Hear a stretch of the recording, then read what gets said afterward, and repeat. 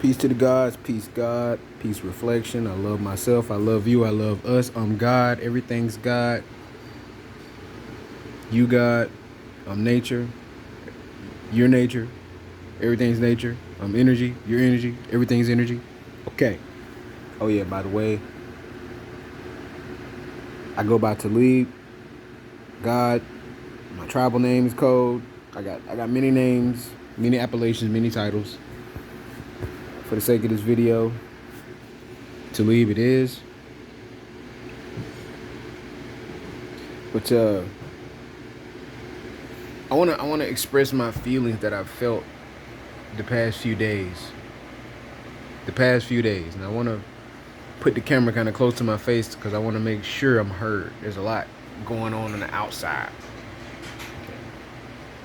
So I want to start by saying 2 days ago, and I'm gonna by the way, I'm gonna read this chart right here. See, it's backwards in the camera. But 2 days ago was my offspring's birthday. Elephant in the room, by the way. People usually don't hear me talking about my offspring, but I want to make this video very clear and concise about all of my thoughts, all of my feelings associated with me having a child, having a son, offspring. 2 days ago, I didn't have to work. Like, you know, for those that aren't aware, I usually work here at the house. And while I'm not working, I kept hearing the word deadbeat, deadbeat, deadbeat. And this was 2 days ago. I kept thinking, why am I hearing this shit? Well, I checked the date, and the date was October the 19th, which is my son's birthday, my offspring's birthday. And he turned 10 yesterday. It's been 10 years. Now, it's a very complicated relationship. It's a very, very, very complicated relationship. I haven't seen my son in probably, like, physically, I haven't seen my offspring since he was like 2. So it's been 8 years. And then in this video, I'm gonna explain as much as possible. It's only 2 minutes, so this might be a whole hour long. So grab your popcorn, your beers, your drinks, your wine, your liquor. Grab your boo, whoever, whatever. This might be a doozy. So I got a lot to say.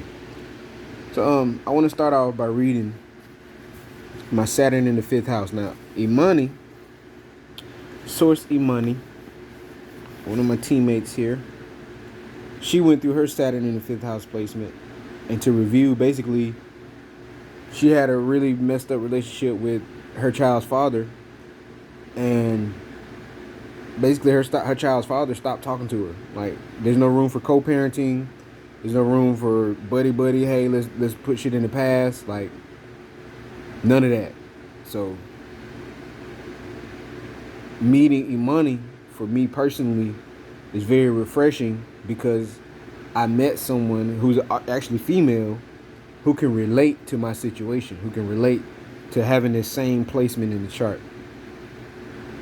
But yeah, like she showed me her text messages to him, to her baby daddy, and you know, he just wouldn't entertain it.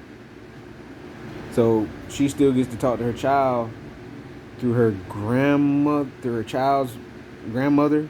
I think it's her business. It is what it is. But I want to start out right here. Imani and I have a Saturn in the 5th house placement. Now, if someone does not have this Saturn in the 5th house placement, then they will not be able to relate to it. You won't be able to relate to it. You won't be able to relate to it, okay? Now, Saturn in the 5th house. If you have Saturn in the 5th house, you perhaps feel unloved and unappreciated. Right? So that means I feel unloved and unappreciated at times. Romances can turn cold. Love affairs are serious. And I may feel emotionally and creatively inhibited. Because of my emotional restriction, I can appear to be cold, unloving, and unresponsive. This prevents me from being as popular as I would like to be. I have a desire for others to look up to me. It is difficult for me to relax. Personal interests and hobbies need to serve a practical purpose in order for me, excuse me, let me read this again. Personal interests and hobbies need to serve a practical purpose for me in order for me to enjoy them. Parenthood may be a burdensome responsibility, and I may be too restrictive towards my children. It is difficult for me to show my love and appreciation. I need to learn how to express my feelings towards those I love, and not just through the giving of presents and material things. It is important for me to forget myself and to learn to project warmth to others. That's a Saturn in the 5th house right there. Now, I also have, when it comes to my 5th house stellium, a Uranus in the 5th house and a Neptune in the 5th house. Uranus in the 5th house says, if you have Uranus in the 5th house, you definitely possess creative originality. I'm going to switch the pronouns up. My hobbies are unusual and interesting. My desire for independence may make love affairs and relationships with children unsettling. My children may be very unique, so much that neither I nor they can understand me or understand the other. Basically, because of my children's uniqueness and in cohesion with my uniqueness, we might not understand each other. It says, Uranus in the 5th house, I am disinterested in society's social games, and I'm more concerned with my own inclinations. Speculation can get me into trouble. Be careful, or be cautious, as I like to say. Sudden gain and sudden loss are possible. Unexpected gains without any effort on my part can come to me, which may generate an attitude within that I just can't lose. Watch out for that. My love life is unusual, sometimes maybe even wild. My approach to romance and dating may be somewhat cavalier, unconventional, and or rebellious. Let me continue on with the 5th house stellium. Notice 5th house is about children and love affairs. If you have Neptune in the 5th house, you are artistic and creative. Okay. I have a flair for the dramatic and perhaps love being on stage. I like playing the role of the entertainer. Chaotic love affairs with much confusion can be experienced, or love affairs just seem to dissolve for no particular reason. In matters of love, I can be the hopeless romantic or the one who is constantly looking for that white knight or princess to sweep me off my feet. Idealism is fine, but I don't need to lose my practicality or let my imagination run away with me. My children may be unusual. Perhaps they require some special care. Mine did. He was premature. He was 3 months premature, had to use a respirator. He had a G-tube, a gastrointestinal tube, so he basically had a hole in his stomach, and I had to feed him through the hole in his stomach, feed him milk and stuff like that, water, whatever.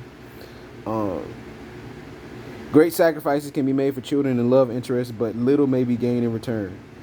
And that's my 5th house stellium. So I got a lot of 5th house issues.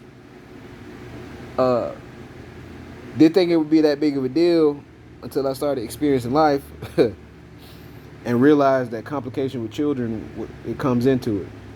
I remember saying, if I can recall the guy's name, I've been trying to think of his last name for so long, but I had a coworker named Mark, and because of what I was going through way back when with my baby mama and my child, I remember saying, some people think, don't quote me on this one right here, I'm paraphrasing. I remember saying, some people feel like children are just a blessing. To me, I feel like it's a burden and a blessing.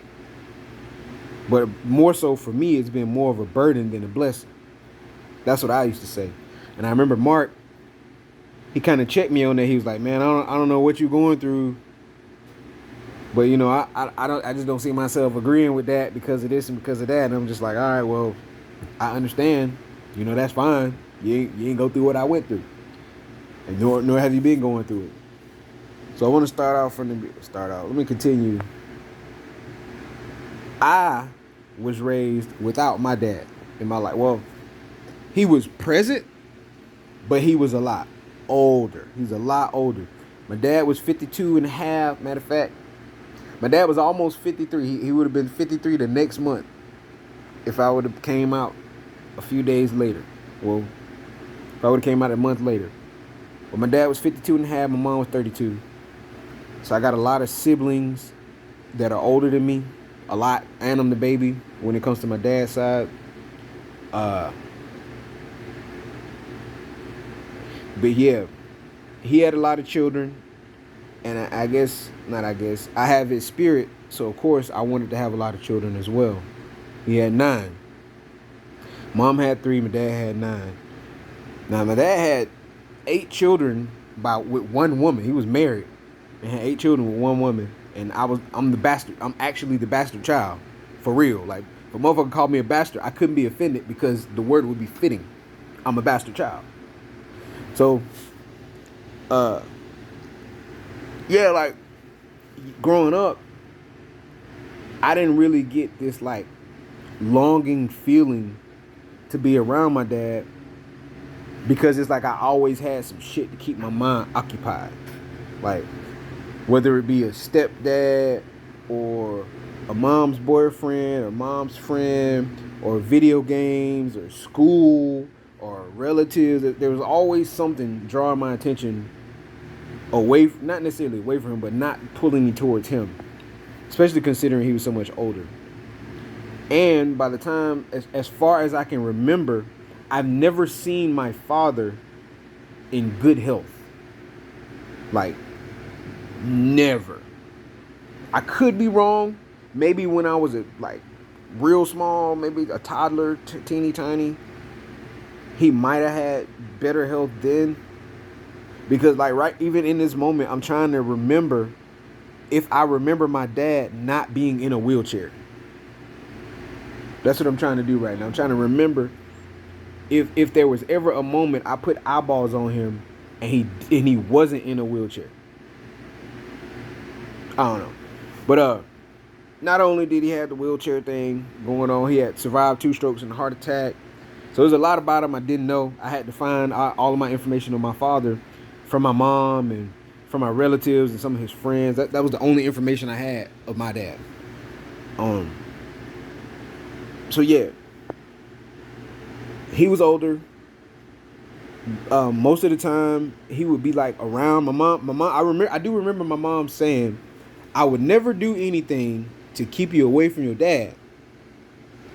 And here's where he stays. Here's where he lives. You can always ask me to go whenever you want to go." And there would be times, it would be rare, but of course there would be times where I'd be like, "Yeah, I want to go see dad. I want to see what's going on with him, etc., etc." That's when I learned my dad smoked and he drank, and I just knew I wasn't supposed to smoke and I wasn't supposed to drink when I was younger, so it wasn't that big of a deal to me.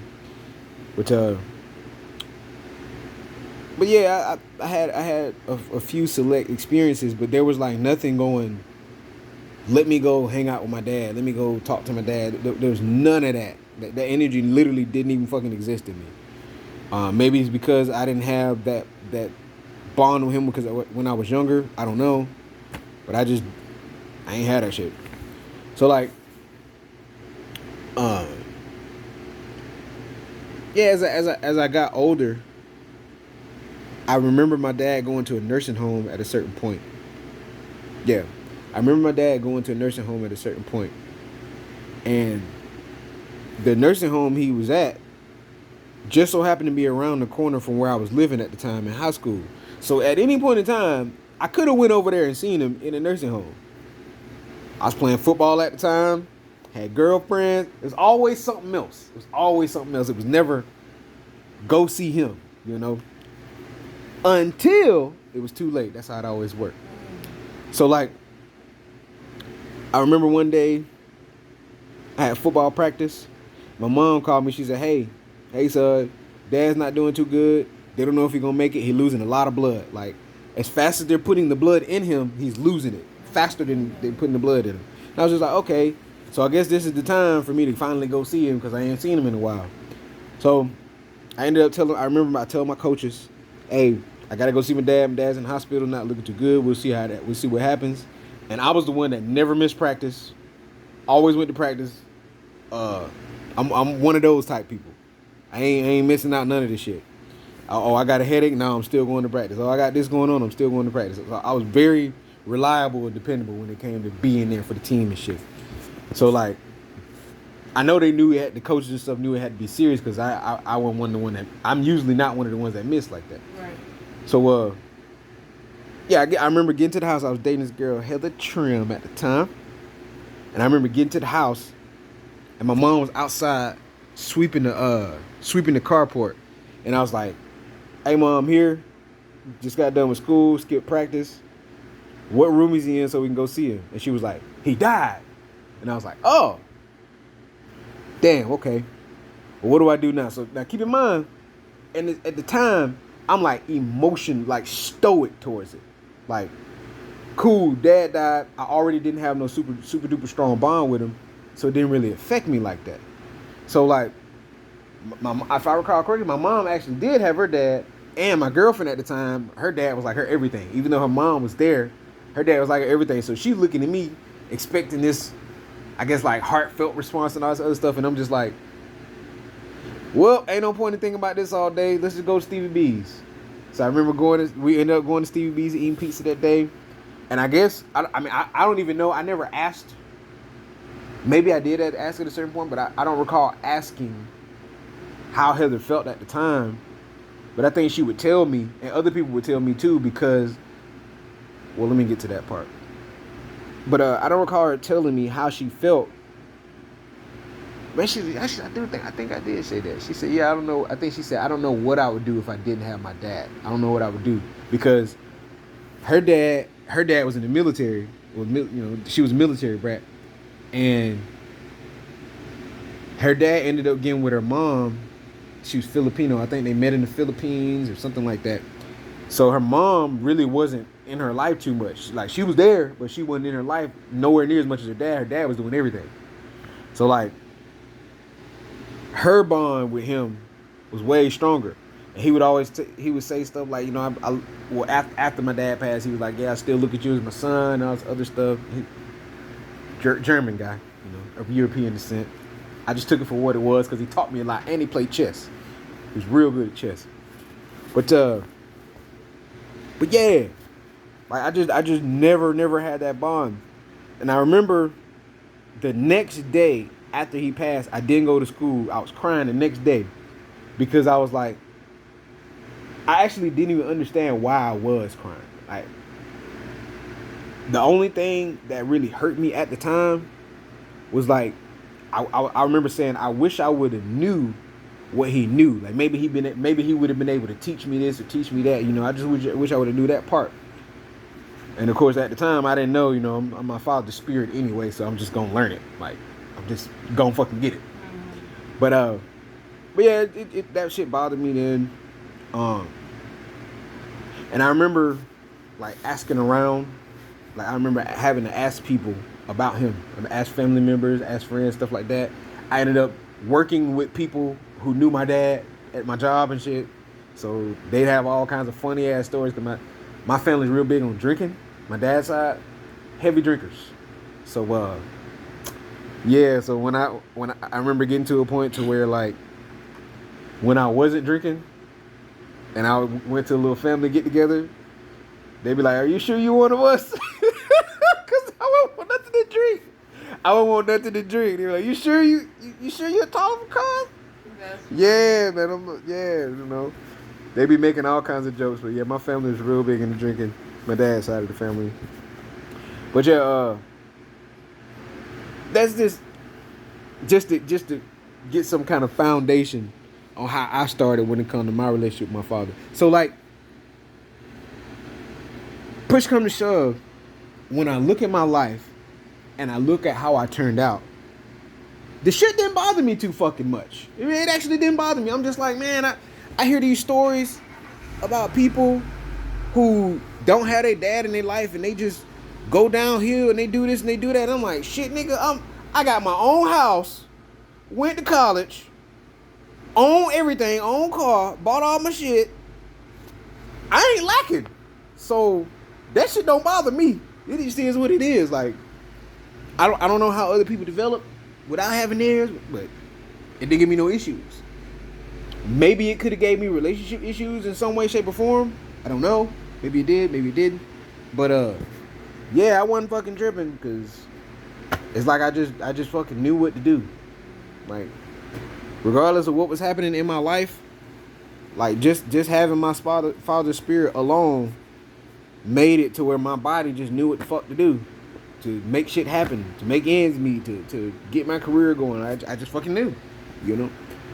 And I did used to say to myself at times, I am my father. So it kind of doesn't make sense for me to be longing for something that is me. It doesn't make any sense. Right. And I would say that, I even would say that to new people that I met. I'm like, I mean, I'm my dad anyway, regardless of if he passed away, if my mom passed away, I'm still them. I'm still their spirit. I'm still their energy. Like, it's just different. It's like they just represent a certain part of me.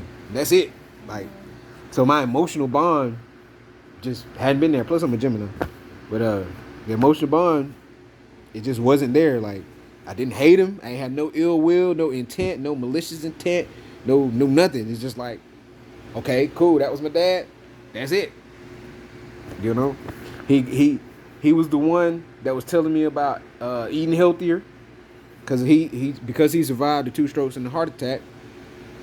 He was the one. I remember one day he made some rice. I love telling this story. He made some rice one day, and he told me to grab vinegar. And at the time, I didn't know what vinegar was. So he said, all right, put a little bit of that on the rice. So I put some on there, and it was a little bit too much. He was like, all right, now eat that. And I ate it, and I was like, ugh. He said, yeah, that's what you got to do if you don't eat healthy. You got to be eating that stuff right there. And that taught me real quick. All right, better start eating real good, because you don't want to have to be eating that shit. You don't want to have to be eating just vinegar because you can't use no salt. You know what I mean? So, like, I always remember that. Plus, my dad is the only human being I've ever met in my entire life that played a harmonica. I've never met another soul that openly was like, yeah, I played a fucking harmonica. When's the last time you, Imani, heard somebody say they played a harmonica? Like, nigga, never.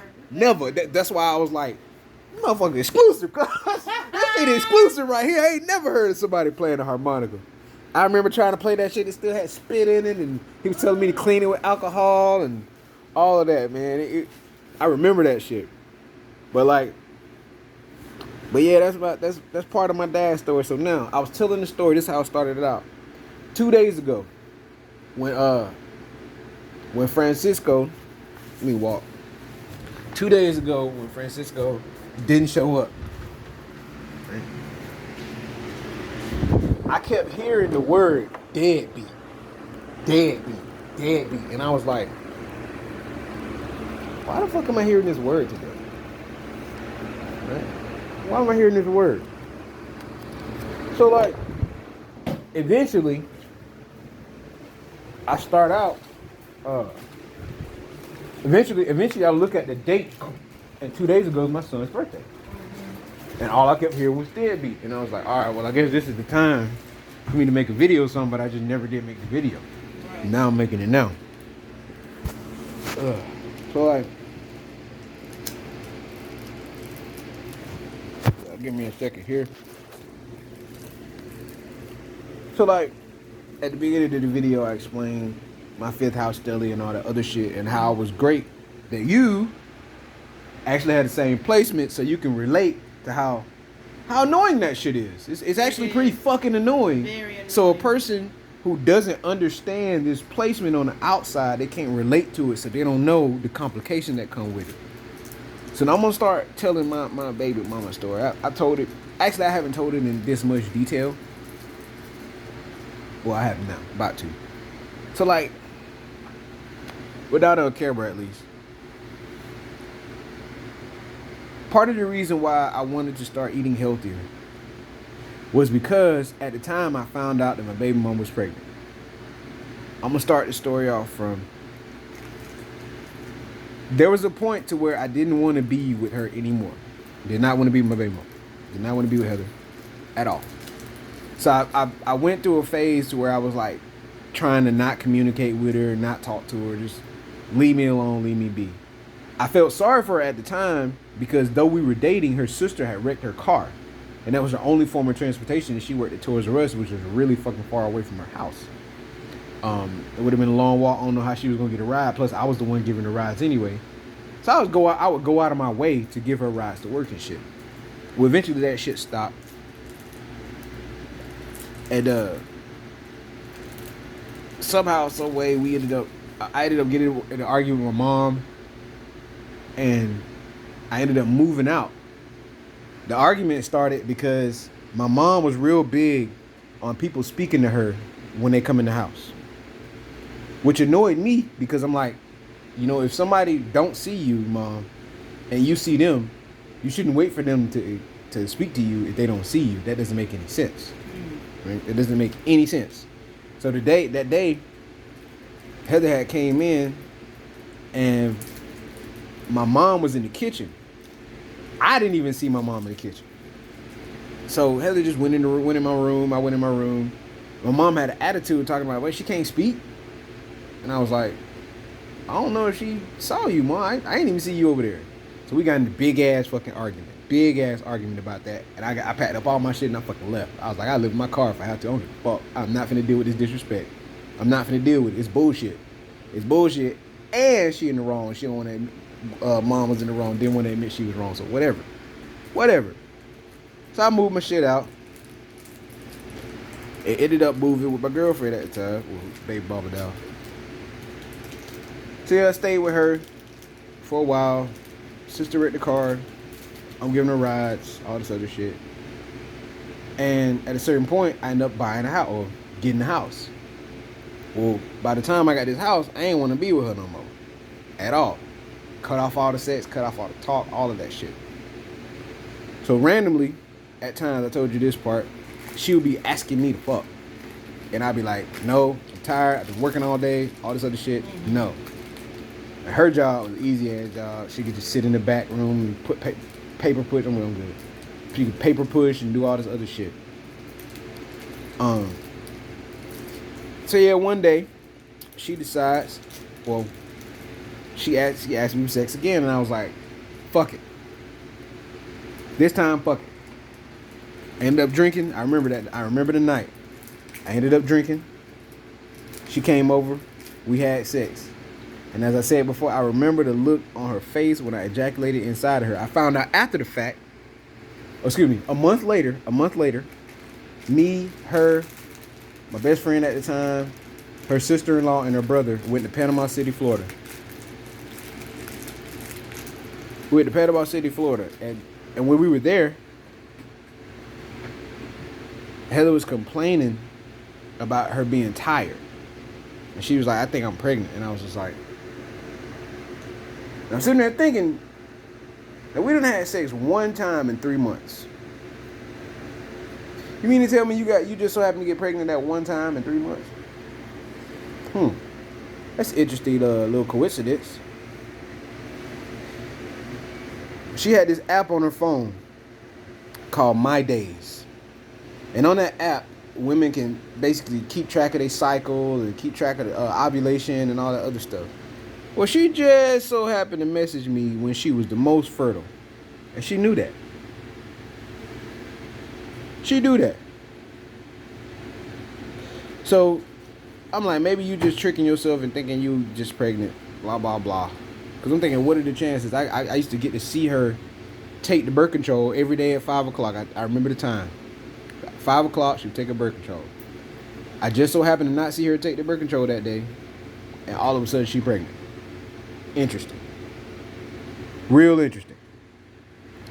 So, I didn't think much of it.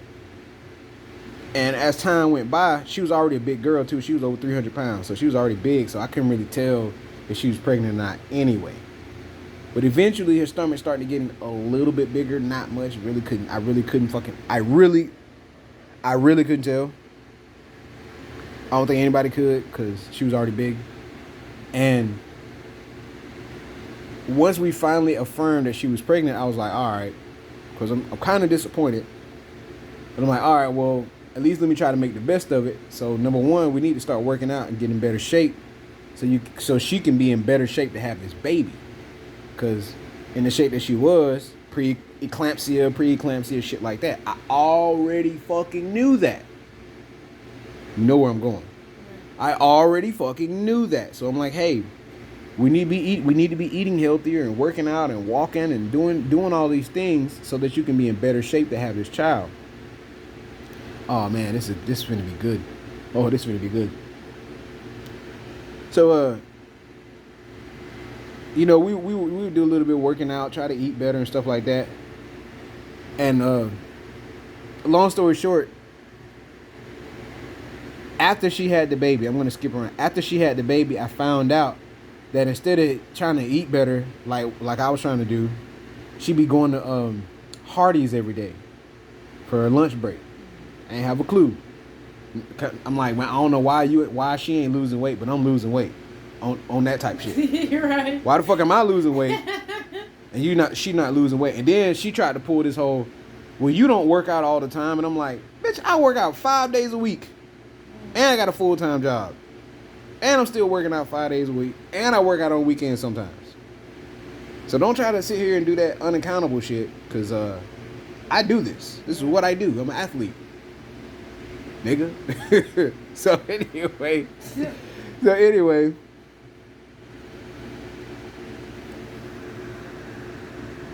One day. It was the day before she had Katie. There was this pattern that she was doing, which was annoying the fuck out of me. She would be messaging me and calling me and being a complete bitch, complete cunt, disrespectful as fuck. Okay? 5-10 minutes later, she want me to help her do something. After she done been rude. Intentionally. And it was a pattern, like something she did every single day consistently.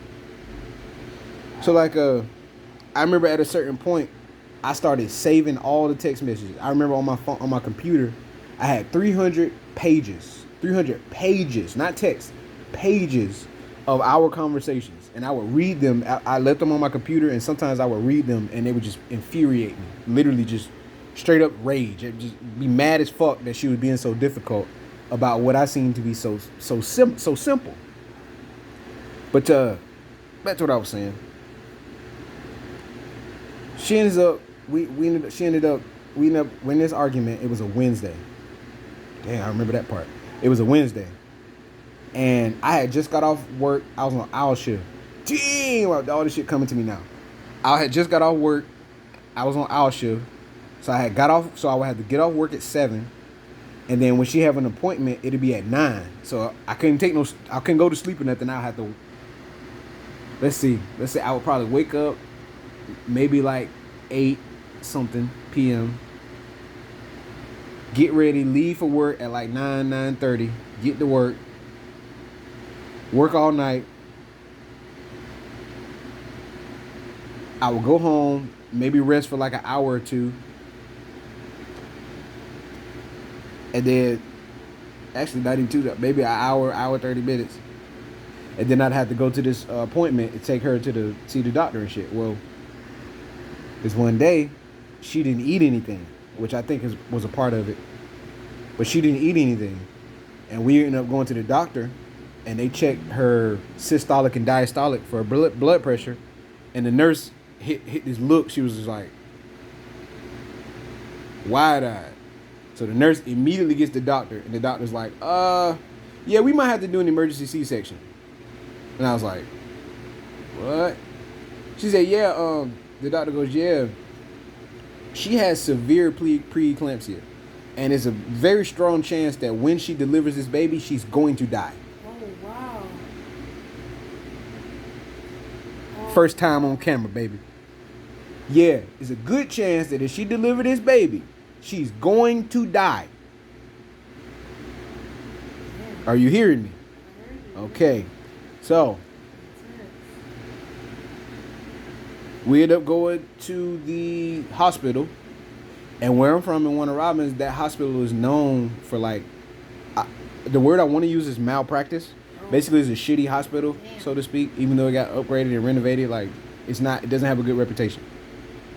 So we go there, and they end up having to put the catheter in her.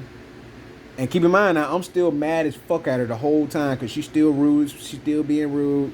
All this other shit. Or she was rude. Didn't want to apologize. The typical, you know the whole, you know how this shit goes. So now, this person who was literally just being disrespectful to me, now I'm in a position to help them. Because they need help because she got my child in there. She got my spirit in her. So like, I remember sitting on the bed, holding her hand, mad as fuck the whole time.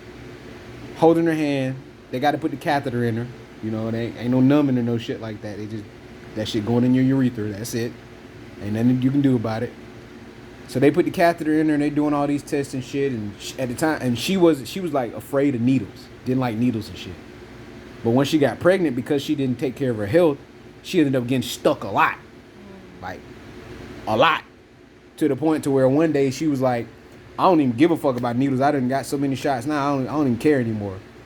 Right? It changed her whole perception on needles. Well, yeah, we went through all of that stuff that day. Keep in mind, I ain't had no sleep at this point. So we're at the hospital all fucking day. I had just worked. 9 a.m. Left, went to the hospital. We were at the hospital all day. Zero sleep on my part. I couldn't tell you how many times I ain't get no sleep dealing with that situation. So we finally get to the point to where we end up having to get transferred to the hospital in Macon, Georgia, which is a great hospital. I think it's not Emory. It's not Emory Hospital. It's just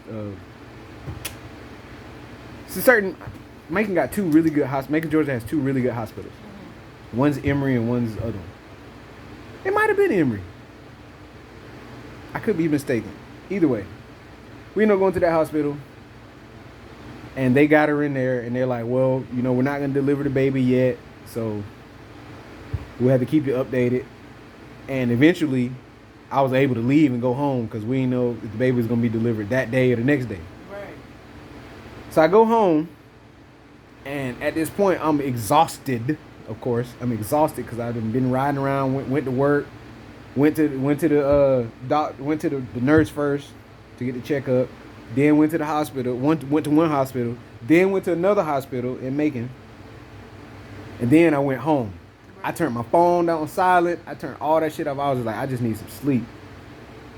Well, I went to sleep, and eventually I got up because I heard some knocking on the door. And it was Heather's brother and her sister-in-law. And she was like, hey, Heather had the baby. And I was still tired as fuck at this point. I was just like, oh. All right, well, are y'all going to this? They're like, no, man, she had the baby. And I was like, oh, fuck, all right. So now I got to ride back up to Macon again. Keep in mind, I'm still exhausted. Go back up there. And keep in mind, another thing, we the whole time we were thinking that it was a girl. Oh. We get up, the whole time we had all the girl clothes and everything. Damn. Get up there, figure out it's a boy. I was like, dang. So we've been doing all of this shit thinking that it was a girl the whole time, and it's actually a boy. Well, that shit gets more complicated because he was 3 months premature. He would have been born in January. He would have been probably a Capricorn or something. His genitals weren't fully developed. So what he had is called a hypospadias. Basically, he has 2 pee holes. And as he got older, they had to they waited to circumcise him, and they did it with a surgery. I remember going that day. I went to the circumcision surgery. But as once the foreskin got longer, they could use the foreskin to cover up the second pee hole. Basically, so they did that surgery, and many of them doctors and nurses that we had never dealt with a child that had a G tube, so they didn't even know how to feed him. They didn't know that you're not supposed to put any extra air in it because he'll have gas, and they didn't know a whole bunch of shit. So like, yeah, it was like he got a bunch of needles too. It was annoying. Yeah, it was annoying. He even had a needle. The needle that finally stuck was the one that was in his forehead. You want to talk about some fucking torture, my nigga? Oh my goodness. So after I remember them trying to get his trying to take his blood, and he had he wasn't hydrated enough because we couldn't really feed him that much water because he wasn't swallowing either. That I didn't know that was a thing. It was so much shit. I didn't know that humans had to learn how to swallow. I didn't know that was a thing. I'm like, what the fuck you mean he can't swallow? It's fucking swallowing. And the nurse I actually went to high school with, which was great. Jessie Haddon, I think her name is, something like that. Anyway, she was like, yeah, when babies are premature, normally swallowing would be like a natural thing. But because it was premature, he really didn't know how to swallow without aspirating. Meaning, as soon as he swallowed some liquid, he's going to choke on it because he had learned, all right, when you put some water in your mouth and liquid in your mouth, you have to swallow then breathe. Right. He didn't come with that. What else? Shit, it was a bunch of shit. Oh my man, it's so much shit. Like damn,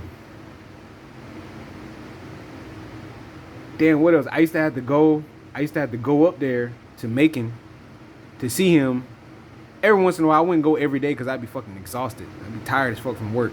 So I would go every once in a while, not on weekends or anything like that. Maybe every 2 or 3 days, every 4 days, something like that. But basically, they would try to keep doing swallow studies on him and give him a little bit of liquid to see if he would swallow. He just never would. He would choke every time consistently. So like, there's also this thing, you probably don't know about this because you're not experienced with premature children. Premature children have what is it called? They have misshaped heads from if the nurse, when they're in the neonatal intensive care unit, if the nurse isn't rotating the baby enough, right, it makes one side of the baby's head flat. So he also had that. Because the nurses that were in there, maybe it's because it was so many children in there, I don't know, they weren't rotating him enough, so he'd be on one side for so long that we ended up having to give him a helmet so that when he put this helmet on, it would actually make his head be in the correct shape. Wow. He had that too. His pictures on it. I got pictures on Facebook and shit. So yeah, he had to have the helmet on. All of this shit because he premature, right? All of this shit because he premature. All of this shit. So like, I'm going through all these complications. Me and her going through all these complications and shit. And I remember at a certain point, we were in the hospital. And I kind of regret this to an extent. I remember she said, when she was crying, Heather was crying, my baby mama. She was like, all this stuff is happening, and I can't help but feel like it's my fault. And in that moment, we was in the NICU, and I wanted to be like, yes, bitch, I motherfucking told your stupid ass to listen to me every fucking time, and if you would have, we wouldn't be in this fucking situation. That's what I wanted to say. But instead, I was just like, man, it's not your fault, man. Don't worry about it. It's this, it's that. But that's not how I really fucking felt at all. At all. Because my mind state is, if I can prevent some fucked up shit from happening, I'm going to fucking prevent it. Period. However I need to do it, however I need to know it, I'm going to prevent it. And she didn't want to listen to none of that shit. She didn't take none of it seriously. Her health, she put her health in jeopardy and his health in jeopardy. And he came out the way he did. So, of course, I fucking hated her ass for years because of that shit. And I'm the one that had to go through it. While she wanted to have this easy ass fucking job and not working on this other shit, I'm working my ass off. He on my insurance. I got the house. He got his own room, his own every motherfucking thing. I pay for everything. Everything. I'm the one with the carrier on. I'm the one carrying him out in public. I'm the one doing all of this shit. Proud daddy. You see? So, of course, there's a lot of anger and a lot of frustration when it comes to that relationship. That's why I don't talk about it a whole lot. I used to. I used to talk about it all the fucking time. Especially in the States. I would talk about it all the time. All y'all here that I met in the tropics, y'all knew. Y'all knew niggas. Y'all knew. So, I ain't really laid a hammer on y'all motherfuckers like I could have. But, yeah, there's a lot of rage and anger and pain in that motherfucker because of what I went through. And I did what I could to prevent it. So that shit made me feel helpless. And when I get in a helpless situation, I just want to hurt shit. Like, fuck, I'm not finna be hurt. Whatever the fuck has got me in this helpless situation, that's the motherfucker that's gonna suffer. That's how I think. Okay? So like, back to what I was saying. She felt like it was her fault. I did too, because she didn't fucking listen. And then we had to go through all of this shit. Right? So all I had to do, I was like, all right, let me get past this moment of, well, she didn't listen, and now look at how fucked up this shit is. Look at how fucked up it is. All right? So one thing I had to do, he had speech therapy, occupational therapy, and physical therapy. And two of them were kind of mixed. I want to say the occupational and physical therapy was mixed, but the speech therapy was how it was. Like, I remember meeting the nurses. The nurses would be praising me every day. They'd be like, man, you're such a good dad. There's so many fathers that do not do what you do. You have no idea that there's so many dads that don't come up here and check on their child. They don't come up here with the wives. It's usually women. It's usually pregnant women, all this other stuff. And you're like one of the only dads that comes in here. And I was just like, okay, boosting my head up. Okay, I'm thinking it's just what I'm supposed to do, but whatever. I appreciate it, you know. But it does make me feel good. Whatever, you know. So I'm grateful for that. But like, yeah, like I said, I was working hour shifts, so I was making as much as I could to be as big of a supporter of my family as I could, you know. So like, cause there was no limit to what I could get him at all. I wasn't struggling for bills. I wasn't struggling. Like, I was straight. Actually, I was extra straight actually. But yeah, I had to get off. I was working on hour shift, so I'd had to get off work. His occupational therapy was at like 10. So get this. So my actual day would probably start at like 8:30 p.m. Maybe even 9. So sometimes I would stretch it to 9. So I get up. Can you turn one of the new lights on, please? Or both? We'll plug all of them in. I want to get some light in here, please. But so yeah, they would start at 8:30. There we go.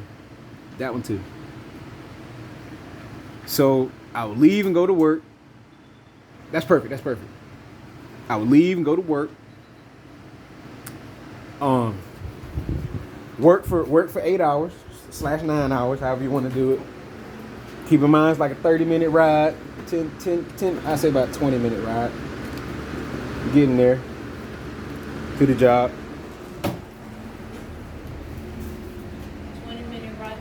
20-minute ride to get to the job. So I get there, go to work, get off work at 7.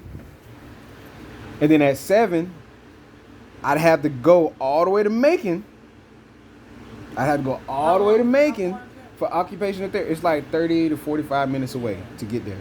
So I'd have to, because this is why I'm going to explain it. So, yeah, I had to go to Macon and be there at 10 a.m. So I get off at 7, go home, couldn't go to sleep because I was going to oversleep. Like, there ain't no way. So I would, and at the time, keep in mind, baby mama didn't have no car. That's another story. Holy shit. So, at the time, she didn't have no car, so I'd have to go to the house. Sometimes, then I had to go pick her up because she didn't live with me. She lived with one of her quote-unquote friends. So I would go to her apartment, which just so happened to be the same apartment that my best friend used to live in, pick her up, take her to work, and then when I would take her to work, I'd have to take him all the way to Macon and sit up there for 2 more hours with no sleep, all right? So I sit up there for 2 more hours with no sleep, and eventually, of course, after the 2 hours, I would go home, and I would and I would have him. So I'd basically have to, like, wait until she got off work to finally get some fucking sleep. Wow. Why? I said, wow. Oh, wow, yeah.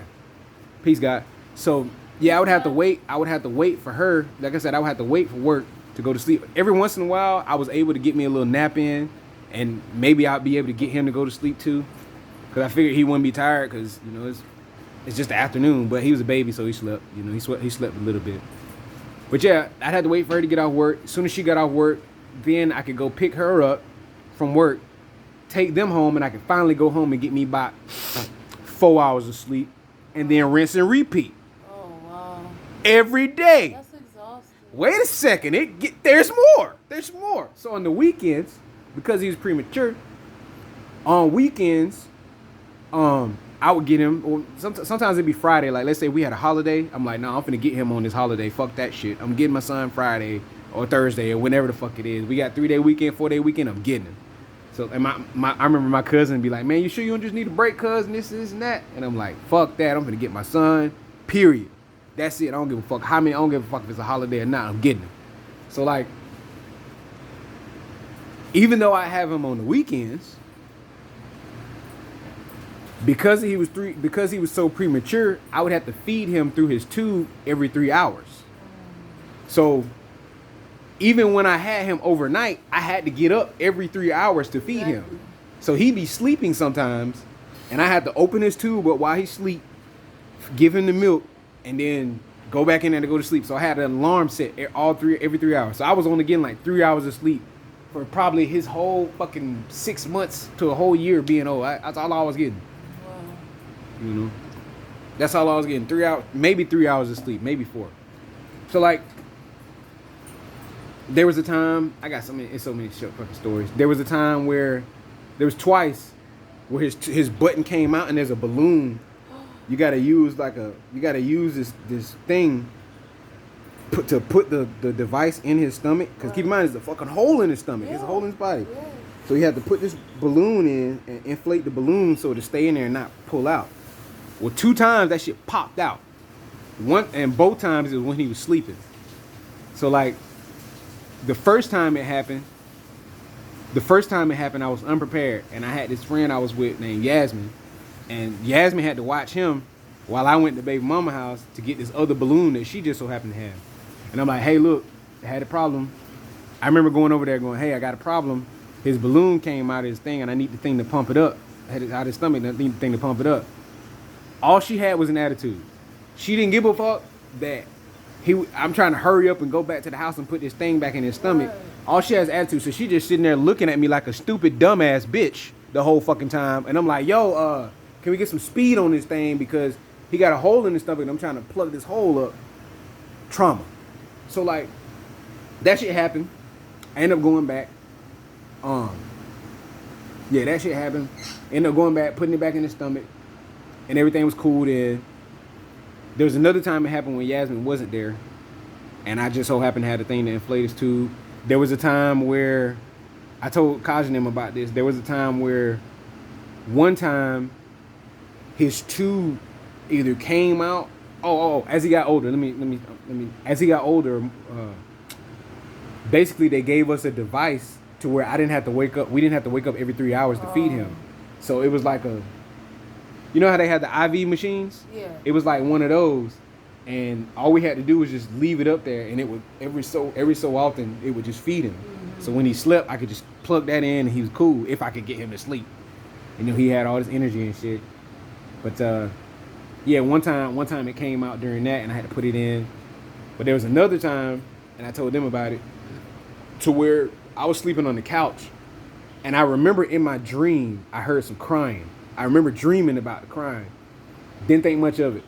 I remember getting up and I kept his door closed because I didn't want it to be too noisy in his room. So I remember walking in there and his whole crib was full of milk. Oh. And I'm like, man, I'm so glad he didn't drown in this shit. Oh my Because goodness. it wouldn't have took long. It literally wouldn't have took long. Yeah, that was a crazy ass experience. That was a crazy fuck. My heart was jumping on that shit. I was like, damn. I'm glad I came in here when I did. But yeah, I went in there, and he in there still sound asleep. But at some point he was crying, obviously, because I remember hearing it during my dream. And like I said, it was just a puddle, big ass. He's sleeping probably this high. If his head here, probably this high in milk, you know. Wow.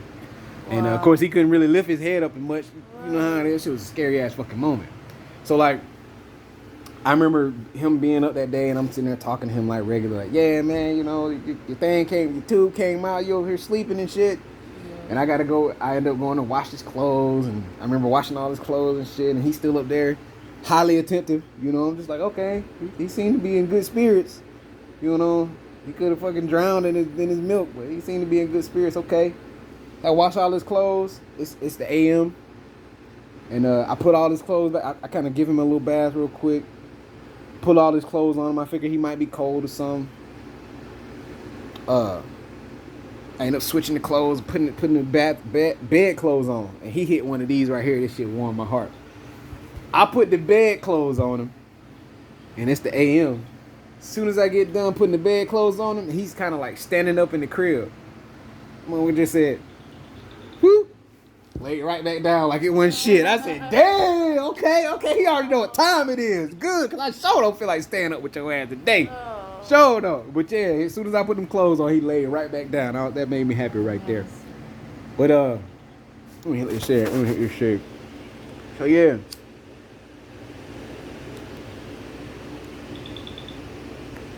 Yeah, I went through a whole bunch of complications with her pregnancy, and him in general. It's pretty much all trauma. Like every drop of it, every single bit of it ain't no good. There's very little good memories of it.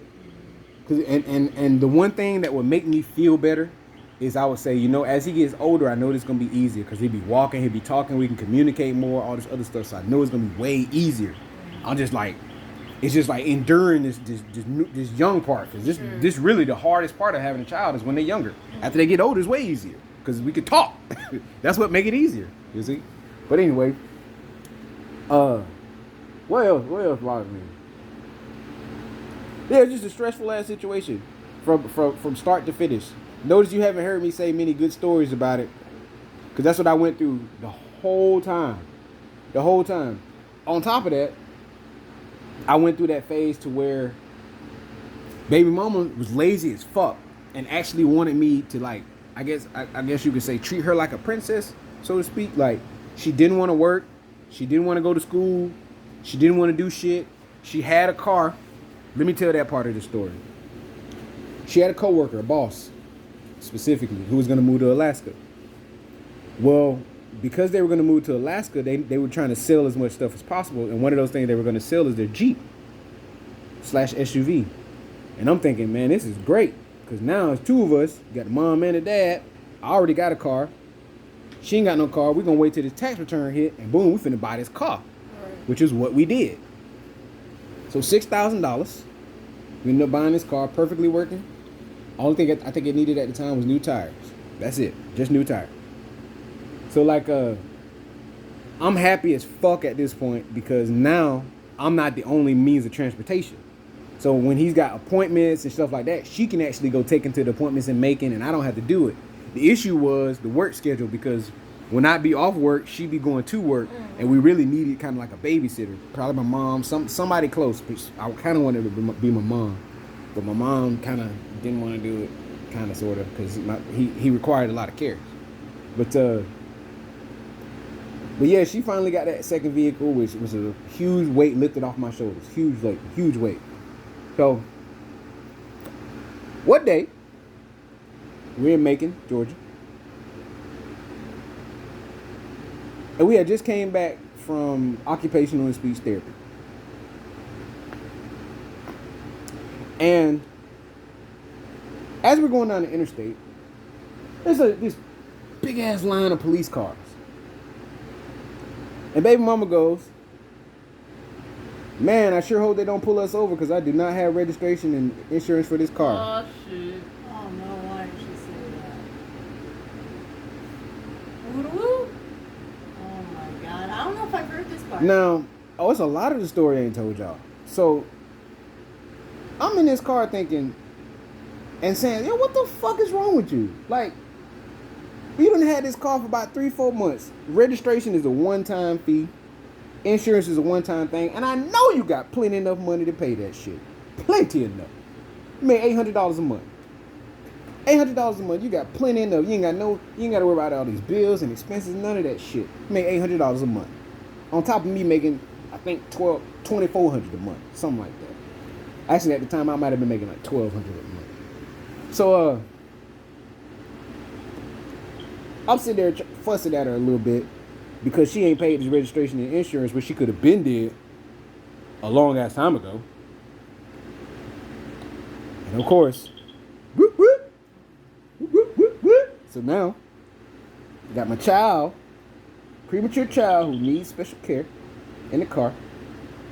We trying to get home.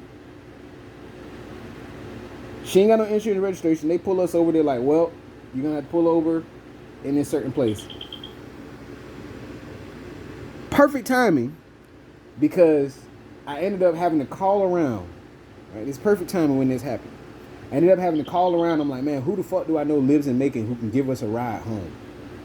I called Yaz. So they took your car? Yeah, of course they took the car. Damn. Of course they took the car. It didn't have no insurance registration. United States, I would have been surprised if they hadn't. But the part that made me the maddest about it, she could have paid that shit a long time ago. She had plenty of finance. See, that was a part of myself that didn't like responsibility at all. My baby mama's a part of myself that didn't like responsibility or accountability at all. At all. So the whole time, that's all I'm expressing, responsibility and accountability. She's the total opposite. Okay? So like, and she know what it was like to pay no bills. She know what it was like to have no. I think she would have a phone bill, but that's about it. She still stayed with her parents, all that other shit. She didn't stay with her parents. She stayed with her brother and her siblings and her sister-in-law. But they ain't really know a whole lot about responsibility. They had one car. I ain't even finna get in their whole situation. That shit was stupid as fuck. I was fussing at all of them for how they were living their life, because it was ratchet. It was ratchet. Fuck it, I'm gonna get into it. Motherfuckers had one car. It's a big ass 2-story house. It's 4 people in the house. Plenty of them, all of them got enough money to get their own vehicles, and they all sharing one car. Or actually, they had one house key and one car with 4 people. 3 of them worked the same job. One of them, Heather, baby mama, worked a different job. I was like, yo, I don't know what the fuck going on with y'all, but y'all need to get a fucking car. Y'all need to get cars. Y'all need to get extra keys. Like, y'all not prepared. This is whack. I don't know what the fuck. Y'all got mamas and daddies and shit. Ain't nobody told y'all this shit. What the fuck? What the fuck is wrong with y'all? Y'all need to hurry up and get some transportation. It don't even make no sense for us to have to rely on. You got to rely on you to get from point A to point B, but you got plenty enough money. You just bought a fucking TV, right? The brother bought a fucking expensive ass TV instead of getting the car when the tax return came around. I said, damn, y'all got life fucked up. Fucked up. And here I am by myself living on my own, doing way better than 4 y'all. This shit's stupid to me. Stupid. So that straightened their asses out though. Guess what? They got a call right after that. The younger brother, Cody, was really following in the steps of his older brother and sister who weren't setting a good example. And I said, look, dude, your dad is a master electrician. He work on base out there with me. You need to be talking to your dad and trying to get with your dad so you can get you a good job out there on base, and then you can do what you need to do. And at first he was like, man, yeah, that's a good idea. He didn't really do too much. A few months later, he was out there working on base. 21 years old, making about 20 some an hour. He listened. I was happy. Got him a new truck. Girlfriend, Sierra, was doing great.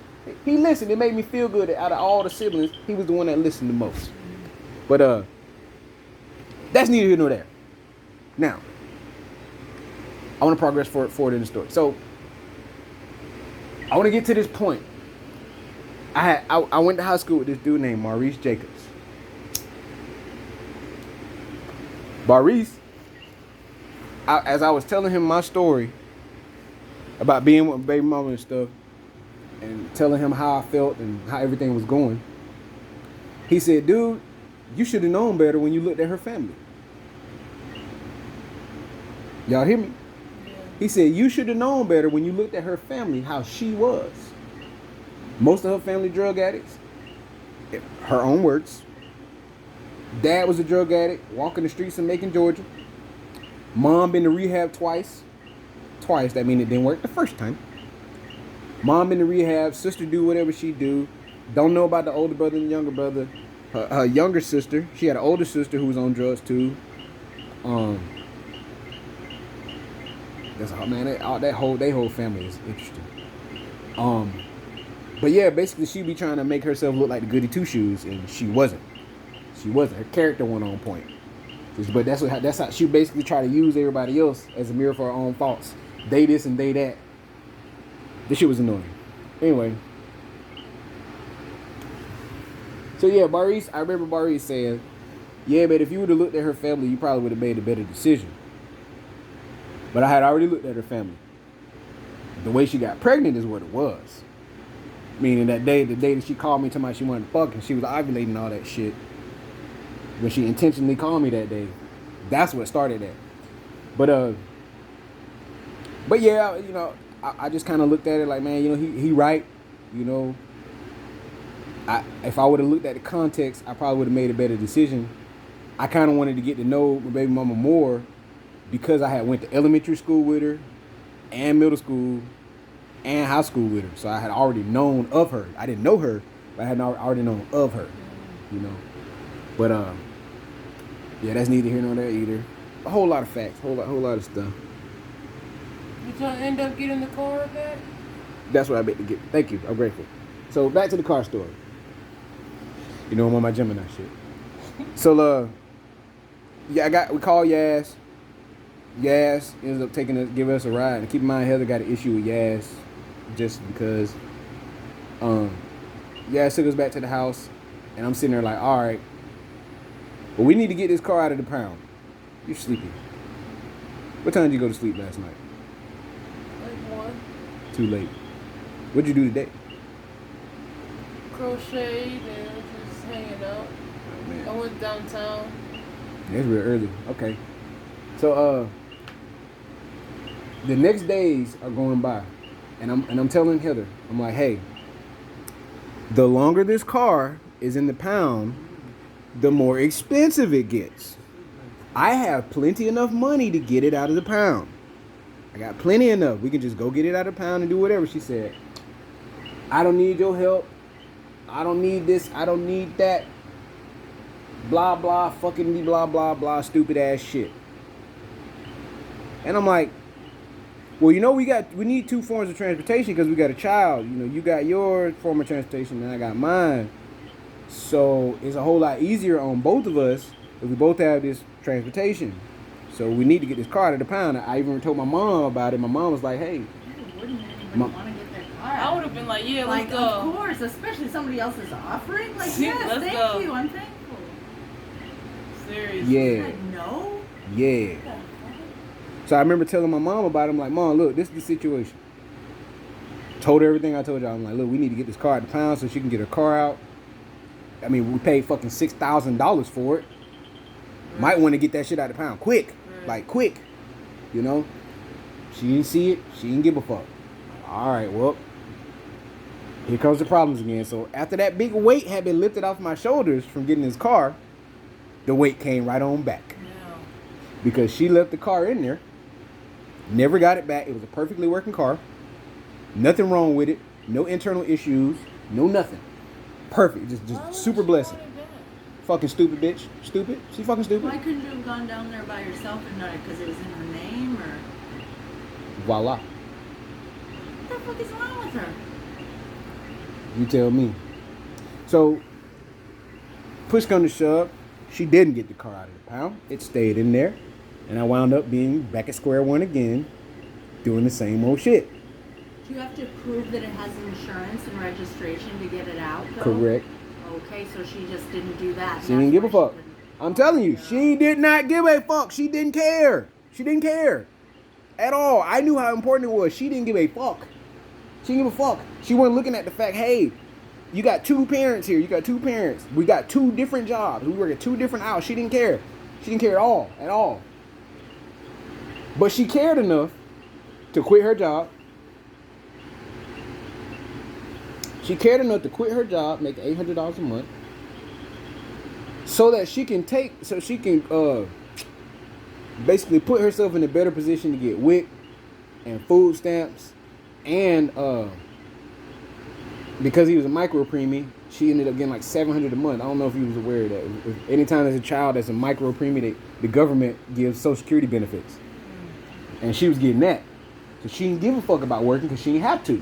Is that part of the reason why it's like a bad taste in your mouth for government benefits? Is because of how she... No, it's psychological. No, it's psychological. But I'll get to that. So yeah, this is what she wanted. She wanted WIC. She was getting WIC and food stamps because she was filing at two different addresses, which is illegal. That's called fraud. Which is fraud. Right, which is fraud. And the Social Security and child support. Dang, she was getting all the checks. She never got caught up. What? There is a such thing as the complexion for perfection. You ever heard of that? No, what does that mean? That's what that means. When you white, you get everything. Especially if you're a woman. You Okay. you just get everything. Fuck everything you do is a slap on the wrist, no matter how severe it is. Gotcha. We call that the That complexion is for true. perfection. Yeah, I would agree with that. Complexion for Perfection. perfection. Yeah, it's bullshit. Because it makes the person not accountable and unaccountable. So motherfucker don't learn shit. So yeah. On top of that, she's always wanting me to give her money. Now keep in mind, I'd be like, hey Heather, you don't need money from me. If you want things, I'll just buy you the things and give them to you. Right. Because I got plenty enough money and I'm the responsible, accountable one.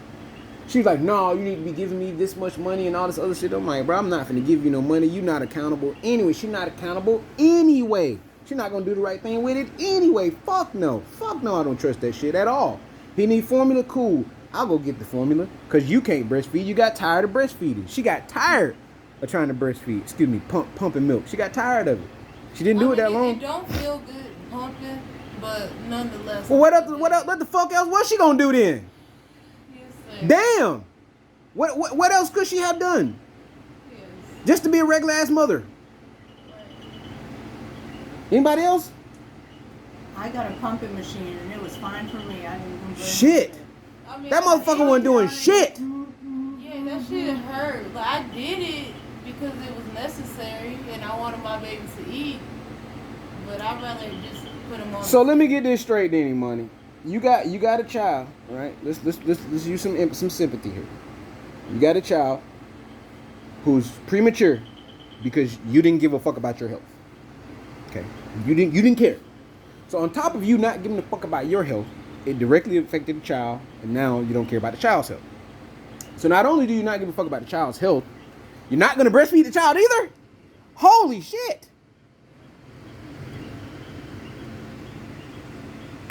Sound crazy to me. And then you know how they say like women just naturally love their babies and just they're gonna be the better parent and da-da-da. That was a jealous mom. That was a jealous mom. She's an example of that. My bond with him was way stronger than her bond with him. Yeah. He would get with her and cry. He would get with me and not cry. On a consistent basis. He would cry maybe all night, whatever, however long. She would cry because she couldn't get him to stop crying. All I would do is hold him, touch him, hey, speak, whatever. She'd be mad as fuck, legitimately mad. Legitimately jealous. I know about that jealous. Yeah, I know about that. That her as a mom, she couldn't have that bond with her child that the daddy had. And that bothered her. I've seen You see it. where I'm going? I've seen it. Okay, so now. She wasn't doing that. She wasn't breastfeeding, so we had to put him on the formula and shit. Yeah, she wanted a lot of shit and didn't want to do any work. She literally didn't want to do anything. Didn't want to go to school. At a certain point, she was talking about, oh God, I got so many stories. I told her at a certain point, I said, Heather, we're in the South. So, you're not going to be able to have no white boyfriend no more. You're not going to be able to have no white boyfriend no more. You know why? Because he's not going to be able to teach him what I'm able to teach him. So you're going to have to get with somebody that's black. You're going to have to. Because there's a lot of shit that he's not going to understand because of how you look. And you're going to have to tell him. And she said, you're right. She said, you're right. Even though she said I was right. Or actually, no, let me I stand Plus, you corrected. gotta watch out for it's like the male lions. Like they'll take over the pride and they'll go kill the other baby lions that were. Yeah. Let me get to that right there. So yeah. I told her she's not gonna be with anybody, gonna be able to be with anybody that didn't have dark skin. It's not gonna fucking happen. So she ended up getting with this dude named Jason. So Jason is a white guy, pretty big, fat, big. And while she's with this dude Jason, I noticed that she was actually letting me get my son a lot more than normal. Normally she give me a hard time about having him on the weekend and shit like that. But for whatever reason, she was just willing to give him away a lot more often than normal. And I thought it was strange. So eventually, not necessarily. So eventually, I end up doing some snooping, some investigating. I go on Facebook and I'm like, let me see if I can find this dude on Facebook. So I go on Facebook, I look at her profile, in a relationship, didn't really see with who yet. So I'm going through her page, going through the comments and shit, going through all of this. Boom, I see the dude. I see his last name. I'm like, okay, cool. Google. So I Google his name. I do a Google search of his name, and I see a marriage registry. So I find him and his wife, well, ex-wife. So I go on Facebook, look for his ex-wife, and I'm like, hey, how you doing? And she somehow, some way knew who it was because mutual friends, whatever, knew who I was because mutual friends, whatever. Who's she? Jason's wife, ex-wife. Oh, okay. And Jason had a child too. So like, I'm talking to her, and she's telling me about Jason, telling me all this stuff about Jason, and I'm relaying all his ex-wife. I'm relaying all her messages to Heather, my baby mama, and I'm like, you know, his ex-wife said this and this and that about him. And she'd be like, nah, this is what he told me. And I'm like, well, okay. Screenshot. Here you go. Screenshot. Here's all the proof right here. We've been conversing. What kind of stuff was right? being said about him? For example, you know, he really doesn't like when white girls get with black guys. Oh, shit. And I'm just like, rage. Immediately. Rage. course. Mad. Of Rage. course. Like, okay.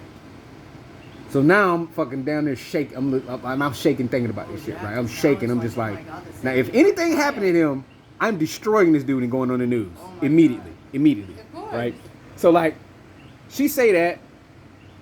She telling me all kinds of stuff about what he didn't do, what he did do. And she was like, yeah, he prejudiced and this and he prejudiced that. And I'm like, wait, so you mean to tell me this bitch got my son with around a nigga who prejudiced and that's her boyfriend? I told that stupid ass bitch. I told her, stupid motherfucker. I told her. Once again. I told her. So I send her all these messages once again. And she kind of not believing it at first. Well, eventually, Heather messages me. Baby mama messaged me. And she said, I'm just sitting in my car right now. Jason been messaging me and he's been texting me, but I haven't been responding. And eventually that shit says, etc., nigger lover. I said, oh, shit. I knew it. What an adventure, right? Look at my life. What an adventure. I knew it. Well, them white guys, they were jealous. I knew it, right? So now Jason sending her all these fucking disrespectful ass messages and shit. And I'm really not that mad at him. I'm still looking at her dumb ass. The whole time. Like, damn, bitch, how many times I gotta tell you this shit, yo? It's common sense. Like, look at your life. Look at how shit work. We in the South. We're not in the North. We're in the South. Yeah, them white people in the South, they a different type of white people out there. Yeah, man. You want to talk about a clan? Your ass. Like, that's a... Them white boys out there. Motherfuckers be prejudiced in your face. I mean, like, it's not a game. No, like, motherfuckers call you colored, nigga. Ass. This like, they will kill you. like, motherfucker, you don't understand. See, you from the north. See, because you from the north, so you don't know shit about how it is in the South. You don't have a fucking clue. Now, don't get me wrong. The ones that ain't prejudiced, they be super redneck. Be some of the best people you ever met in your life. The ones that ain't prejudiced, great personality, love to get drunk, have fun, go mud bogging, whatever. But the ones that are, them motherfuckers hard, bro. It's hard dealing with them. It's hard dealing with them. And they ain't no, and around there, they ain't no undercover prejudice. They finna tell you to your face. Like no, out, this, nigger, that, blah, like, blah, blah. They gonna get on your Straight ass. up. I got called colored one. I remember called colored one time. I was like, anyway. But back to what I was saying. So Heather ended up ending that relationship with that dude. Because I think maybe she felt like I was supposed to be intimidated by the dude. Because I think he might have been a little bit bigger than me. Maybe he's about 5'10", fat dude. And I'm like, I would walk the dogs on this dude. Are you kidding? Fucking kidding?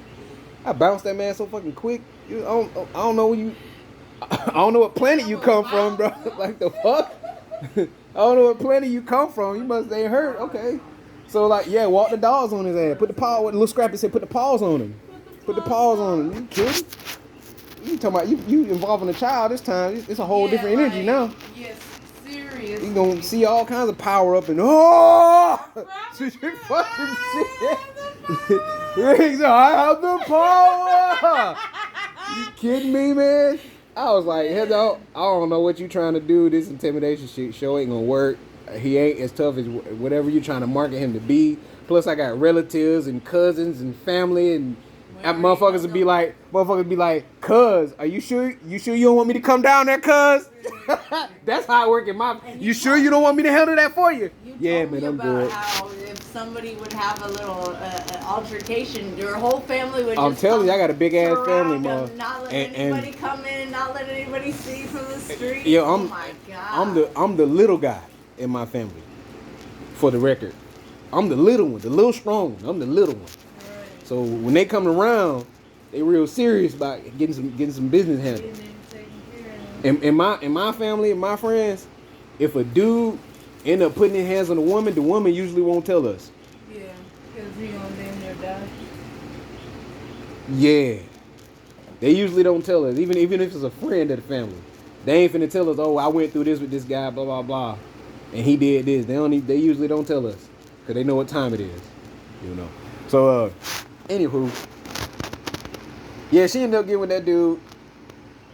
She broke that off that day, that point, and at that point, when she broke that relationship off with Jason, I'm like, all right, well, maybe I can try to rekindle our relationship and try to work something out. I'm clearly not fucking happy about this shit, but I'm doing what I can to make the best of it, because it is what it is. Well, at a certain point, she was like, man, I feel like all we're doing is just meeting up with each other and having sex, and that's all we're doing, which is not the only thing that was happening. And I was just like, okay, she's making this shit up for some reason. I don't know why she's making it up or what she's got going on, but we'll just go along and see how everything plays out. Well, I don't know who she was with at the time. She didn't say much about it. I remember her giving head to some dude at work, and everybody found out about it. Yeah, and Toys R Us ain't no big store, so that it didn't take much long. His name was Zach. I remember that dude. But she ended up quitting that job, man. Yeah, she ended up quitting that job and all that other shit, trying to set me up to be this fucking paycheck, so to speak. Trying to set me up to be a paycheck. Could you ladies imagine having a car that you don't get to drive, you don't get to use, you only get to see pictures, but you still got to make the monthly payments? Could you imagine that? Unless it was a gift that I gave to somebody here, no, I'm not imagining that. Could you imagine paying hundreds of dollars to something that you don't get to experience ever? Like I said, if it wasn't a gift. Go ahead. My yacht. The white car, whatever that was. You got to experience that. Yeah. Specifically, something you don't experience. That's what I mean. I'm just saying that's what it was like, because I'd be sitting there paying child support, doing this, doing that, but yet I wouldn't be allowed to see my child. Yeah, that's And I'm like, so you know, I go to the child support office, go to court. You know what that judge told me? What is his I said, hey, Catherine Kelly Lumsden, she's like, I said, yo, does it even matter that I'm the one paying the bills and he's in my house and she don't do this, she don't do that, and blah, blah, blah. Does it even matter? She's like, nope. That system I gotta look at her. And I'm sitting there looking at her, and I got one of my home. It's a few of my friends in the court that day, and I'm just looking at her like, and the baby, yo, this is the most craziest shit I ever experienced in my life, bro. You said the baby was living with you? No. Just living the with fact her. that he came over a lot. And he did come over a lot. You spent time with your son, but she wanted me to pay her $700 a month to see him for 4 days. Week or month? Month. Damn. So, like I said, I go to the child support office, I tell them my issue. I go to court, I tell them my issue. They don't give a fuck. No. And I'm like, damn. So you mean to tell me I'm helpless in this situation? I'm just fucked. All right, well, at a certain point, I said, well, I must be in hell. I must be in hell then. Cause this some crazy ass shit. I've never experienced no shit like this in my life. Gotta be in hell. Gotta be not real. Gotta be not real. Cause it sound impossible. It sound impossible. I started, all my logic started kicking in. I'm like, why is it that there are people that have never met me or my baby mama or my child that have any kind of power over dictating what happens between us when they don't have any emotional bond or attachment to us? Right. Money. That doesn't make sense at all. No. That doesn't make sense at all. So like, that's when I started getting into nationality and courts and learning about politics, and that's when I learned, oh shit, there's this Supreme Court case called Ex parte Davis, and here's a fun fact, education. Supreme Court cases are res judicata, which means it's already been adjudicated. Which also means you can't try this case again because we've already proved in the highest court that you can't do this or you can do this. Res judicata, meaning it's already been adjudicated. Right? So ex parte Davis. So one of those things is no person can be put in jail for child support. Though I watched it happen that day. Yeah. I watched some of the people I knew. One of them was a barber, real popular barber. Had like 8 children. Wow. By a bunch of different women. And he just didn't give a fuck. He, like, I'm sitting there watching him, so I'm watching this whole thing play out. And like some of the dudes are upset, some of them not upset. One of them was my friend and her baby daddy. He was in there with her for child support over. Just shit crazy how this turned out too. No, I just thought of it. So my friend, I ain't gonna put her name on the video, took her baby daddy to court for child support. When she took him to court for child support, she was pregnant with his next child while he was in there for child support. Wow. Yeah. So the end of the story is this: she wound up having to pay him child support. Wow. Yes. Damn. Yes. He was in rehab. He had to go to rehab for drugs and meth and all the other stuff. Plus, he didn't even get into all that shit until he got with her. Anyway, but yeah, he ended up having to go to rehab and do all that shit for the court system. And finally, the court system awarded him with the children, and she had to pay him child support. And they got 3 children. Yeah. Yeah, and I was like, I'm the whole time I was in court, I was thinking that's how this shit gonna happen to me because I'm the one that got everything going for me. I'm doing this, I'm doing that. She ain't doing shit. She literally ain't doing shit. Not the case. Not the case. So that's why I said, man, I must be in hell, bro. I must be. This shit don't make no sense. It doesn't make any sense. They're not supposed to be putting people in jail. What they do is number one, they create a contract and try to get people to anytime you go into jail, you have to sign a contract to agree to it. Did you know that? Anytime you get a ticket, you have to sign a contract to agree to the terms of the ticket. Right. Okay. I know that part. Okay, so what the police will do, like police they do, they'll use coercion. Yep, to force you to sign. Yeah, to try to trick you into signing it, or they'll put you on the state, or they'll threaten you. Yeah. Be like, if you don't sign it, we'll take you to jail. Right. All of that is totally illegal and Right. unlawful. Right. Cannot do that. You can't. They can't do that at all. Fact. Okay. By law, they can't do that at all. Whether it's legislation or judicial, legislative or judicial, cannot do that Right. shit. Totally legal. So why did I say that? Oh yeah. So I learned way back when. Hour 29 minutes. So I learned way back when that the only reason people go to jail is because they agree to it, because they signed the paper. But they're not aware. Hey, I created this bond, right? But at the same time, they be forced to sign it many times because number one, the people telling you to sign these contracts got weapons around their whole waist, like a utility belt, like Batman. So they got every weapon. They ain't sitting there. They ain't got all these weapons to protect themselves. They got the motherfuckers to hurt you. Right. Big difference. Yeah. Big difference.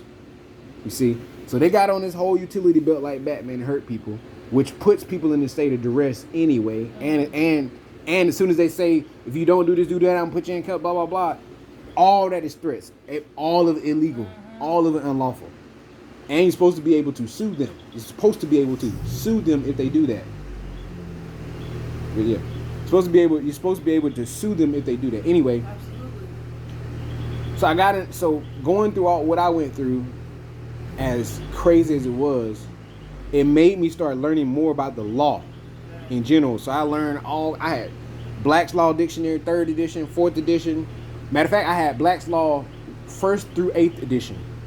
And I'd be reading all the law terms, all the legalese, what words that are used in court, what words are used in person. I'd be reading all of that shit. So I'm very well versed in that realm too. You might not see it or hear me talk about it often, but I'm very well versed in that realm as well. The legislative realm, if you want to say it, politics. That's the best way to say it. All that stuff, politics. But yeah, it made me going through what I went through with my baby mama. It made me learn about politics and legalese. Somehow it made me learn about the subconscious and what the subconscious was, and I would only follow people that had Bay or L on their name at a certain point. If they weren't involved with Islam or nationality or had red fezzes on, turbans, whatever, I wasn't even dealing with them. And that's part of the way I programmed my subconscious. I would only follow those types of people. And I knew that anytime I followed a Bay or L, the quality of the content was going to be good because those are the well-studied people. Or either that or they're the students that might have been in the gang or might have been affiliated in the hood with certain things, and they wanted to learn more about life. They wanted to be enlightened, so they joined the Moorish paradigm. See, so it's a lot of really aggressive people that I met that get sunned, but a lot of aggressive people that I've met that are doing what they can to change their life around. Because all that aggression doing, as I said to you before, it's just showing that you're sensitive as fuck. You're just real fucking sensitive. It don't mean you just angry ass bully type person. It just means you're real sensitive, don't know how to control your emotions. That's it. Don't know how to address them. So like, I met a lot of that. I did what I could to be pure hearted. I even remember, I just help a lot of people. I once I put that thought in my mind that maybe I was in hell and I needed to repent and change my ways and shit. That's when I started changing my life around in a big way. Well, there's somewhere I'm probably gonna make another video about it. But yeah, basically, that whole trauma with the baby mama is deep. It's a lot of shit. It's a lot of shit. And I'm saying it with that much intensity because it was shit. It was dookie, boo-boo, caca. Shit. That shit sucked, man. That shit sucked. And I remember being so much happier. Like even when baby mama would bring by, I'm digressing now. Even when baby mama would bring, or Heather, would bring my son by, she would always have some kind of excuse as to why he couldn't be around that much longer. Or why she had to do this and do that. There would be times where she would have her roommate babysitting him instead of giving him to me, and I'd be like, why the fuck are you letting her babysit when I'm over here, not at work, perfectly fine? Like, what the fuck is your problem? You don't need no babysitter. What the fuck is wrong with you? You know? So like, I went through all of the miscommunication. I went through all of the complicated shit. Saturn in 5th house, Neptune in 5th house, and Uranus in the 5th house. All complications with children and relationships. So I went through all of that shit. There was another way I was going with this. There's another round. Said I was in hell. Wanted to change my ways around. And with that being said, peace to the guys. I got to think of this other video.